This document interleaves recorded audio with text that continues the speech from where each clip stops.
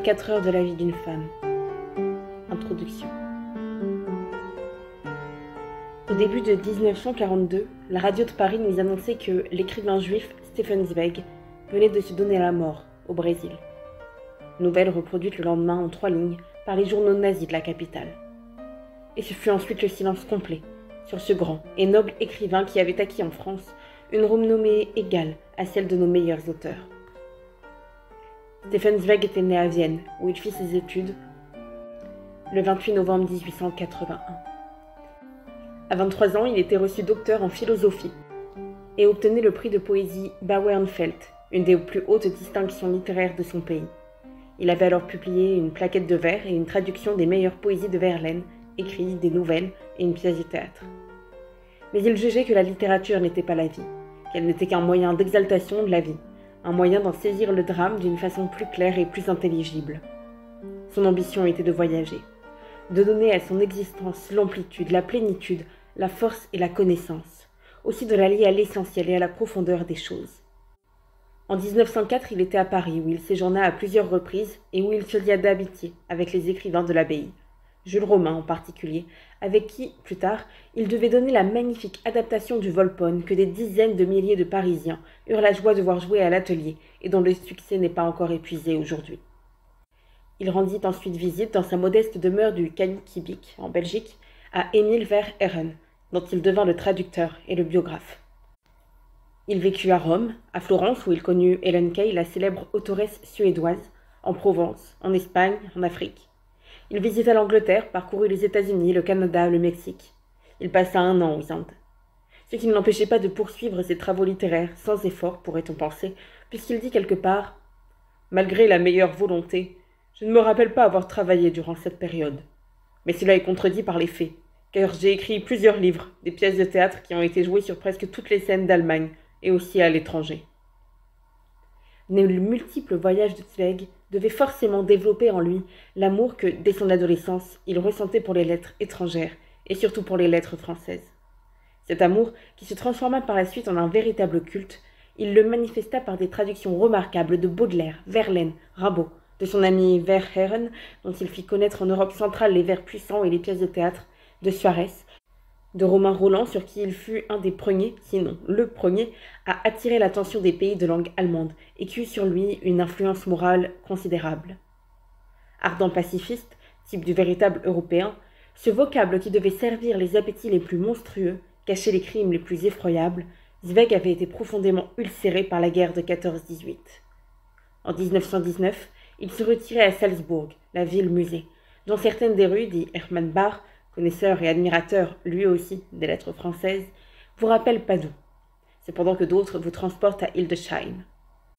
C'est à Salzbourg, l'ancienne résidence des princes archevêques où naquit Mozart, qu'ils nous envoyaient ces messages appelés à faire le tour du monde, ces œuvres si vivantes, si riches d'émotions et de passion, et qui en ont, entre autres, 24 heures de la vie d'une femme, dont Gorky a pu dire qu'il lui semblait n'avoir rien lu d'aussi profond.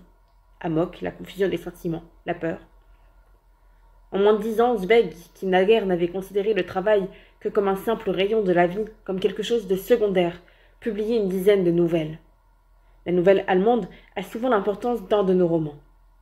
Autant d'essais écrits en une langue puissante sur Dostoïevski, Tolstoï, Nietzsche, Freud, dont il était l'intime, Stendhal, Marceline Debord-Valmore, etc., etc., qui témoignent de la plus vaste des cultures et permettent d'affirmer que tous ont trouvé en lui un biographe à leur mesure. Puis suivit la série de ses écrits historiques, où il acquit d'emblée, avec son Fouché, l'autorité que le confère au maître. Hélas, Hitler et ses nazis s'étaient emparés du pouvoir en Allemagne. Les violences contre les réfractaires s'y multipliaient. Bientôt l'Autriche, déjà à demi nazifiée, serait envahie. Zweig part pour l'Angleterre et s'installe à Bath, dans les Somerset. Mais depuis l'abandon de la souriante demeure salzbourgeoise, son âme inquiète ne lui laissait pas de repos. Il parcourt de nouveau l'Amérique du Nord, se rend au Brésil, revient en Angleterre, fait de courts séjours en Autriche où les nazis tourmentent sa mère qui se meurt, en France, et la guerre éclate. Je l'entends encore au début de 40 à l'hôtel Louvois, quand nous préparions la conférence sur sa Vienne tant aimée qu'il donna à Marigny, me dire avec angoisse, lui qui ne voulait pas ignorer les plans d'Hitler, les préparatifs de toute l'Allemagne. Vous serez battus. et quand les événements semblent lui donner raison, s'en est fait totalement de sa tranquillité. Il voit répandues sur l'Europe les ténèbres épaisses qu'il appréhendait tant. Il quitte définitivement sa maison de Basse et gagne les États-Unis, où il avait pensé se fixer. Mais l'inquiétude morale qui le ronge a sapé en lui toute stabilité. Le 15 août 1941, il s'embarque pour le Brésil et s'établit à Pétropolis, où il espérait encore trouver la paix de l'esprit. En vain. L'auteur d'Erasme, qui ressemblait par tant de côtés à l'humaniste hollandais, n'est du reste pas un lutteur. Le 22 février 1942, il rédige le message d'adieu ci-dessous. Avant de quitter la vie de ma propre volonté et avec ma lucidité, j'éprouve le besoin de remplir un dernier devoir. Adresser de profonds remerciements au Brésil, ce merveilleux pays qui m'a procuré, ainsi qu'à mon travail, un repos si amical et si hospitalier. De jour en jour, j'ai appris à l'aimer davantage, et nulle part ailleurs, je n'aurais préféré édifier une nouvelle existence, maintenant que le monde de mon langage a disparu pour moi, et que ma patrie spirituelle, l'Europe, s'est détruite elle-même. Mais à 60 ans passés, il faudrait avoir des forces particulières pour recommencer sa vie de fond en comble. Et les miennes sont épuisées par les longues années d'errance. Aussi, je pense qu'il vaut mieux mettre fin à temps, et la tête haute, à une existence où le travail intellectuel a toujours été la joie la plus pure et la liberté individuelle le bien suprême de ce monde. Je salue tous mes amis. Puissent-ils voir encore l'aurore après la longue nuit. Moi, je suis trop impatient. Je pars avant eux. Stefan Zweig, Pétropolis, 22 février 1942. Le lendemain, Stefan Zweig n'était plus. Pour se soustraire à la vie, il avait recouru au gaz, suicide sans brutalité, qui répondait parfaitement à sa nature. Sa femme l'avait suivi dans la mort.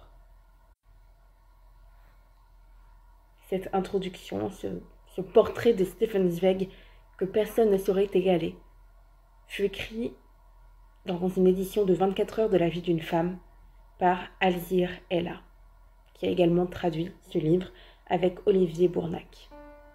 Pour découvrir ce livre au complet, je vous donne rendez-vous dès le 7 juin à 18h15 pour la publication du premier épisode. En attendant, n'hésitez pas à liker, à partager et à commenter cette vidéo et à découvrir les autres séries déjà proposées sur la chaîne d'une histoire si spéciale.